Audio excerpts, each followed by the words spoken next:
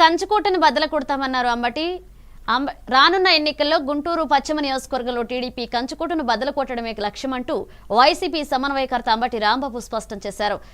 సమన్వయకర్తగా ఎన్నికైన తర్వాత తొలిసారిగా శ్రీనివాసరావుపేటలో పార్టీ నాయకులతో ఆయన సమావేశాన్ని ఏర్పాటు చేశారు. ఇక రేపల్లెలో మొదలైన తన రాజకీయ ప్రస్థానం సత్తెనపల్లి మీదుగా గుంటూరుకు వచ్చిందన్నారు. కూటమి ప్రజా వ్యతిరేక విధానాలను ప్రజల్లోకి తీసుకువెళ్లాలని పిలుపునిచ్చారు. కేవలం 11 సీట్లు మాత్రమే గెలుచుకోవడం జరిగింది. కాబట్టి ఏది ఏమైనా ఒక విషయం మాత్రం వాస్తవం, it is a very tough seat. కారణం 3 సార్లు మనం గెలవలేదు కాబట్టి ఈ టఫ్ సీట్ ఎలా గెలుచుకోవాలి అనేది మన టార్గెట్. అంటే మన టార్గెట్ ఏంటంటే ప్రధానంగా మీ అందరికీ నేను సవినయంగా మనవి చేయదలుచుకున్నది, మనవి చేస్తున్నది ఏమిటంటే ఈ టఫ్ సీట్ని ఖచ్చితంగా గెలవాలి అంటే ఒకే ఒక్క ఆయుధం, అది మన ఐక్యత అనేది మీరు దయచేసి మర్చిపోకండి.